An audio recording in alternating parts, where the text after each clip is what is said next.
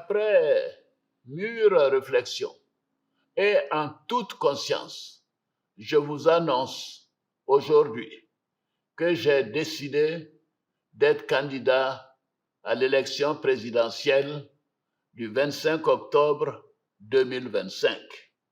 Le président ivoirien Alassane Ouattara, au pouvoir depuis 2011, a officiellement annoncé le 29 juillet 2025 qu'il briguerait un 4e mandat lors de l'élection présidentielle du 25 octobre prochain.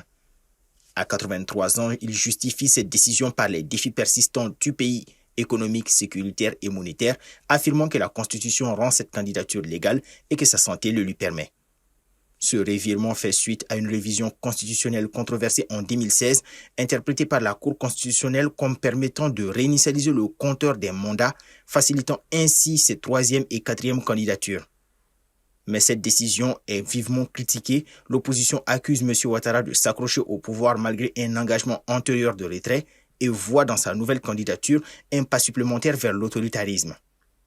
Dans toute l'Afrique de l'Ouest, cette trajectoire concentre des similitudes avec d'autres dirigeants aspirant à prolonger indéfiniment leur mandat. Parmi ces cas figure celui de Faure Gnassingbé au Togo exerçant depuis 2005, Denis Sassou Nguesso au Congo avec plus de 40 ans au pouvoir, Paul Kagame au Rwanda depuis 2000, Théodoro Obiang en Guinée équatoriale aux commandes depuis 1979 ou le plus célèbre Paul Biya au Cameroun qui a plus de 40 ans également. Il incarne un modèle politique qui contourne ou modifie les dispositions constitutionnelles au fil des années. Pour M. Ouattara, cette nouvelle candidature repose sur la volonté affichée de garantir la stabilité et l'expérience dans une région marquée par la montée des tensions et l'influence croissante des puissances extérieures. Toutefois, nombre d'observateurs jugent que ce prolongement du pouvoir porte atteinte à la démocratie tout en alimentant les risques d'instabilité. L'exclusion judiciaire de figures majeures de l'opposition comme Tidjane Thiam, Laurent Gbagbo ou Guillaume Soro renforce cette perception d'une compétition électorale verrouillée.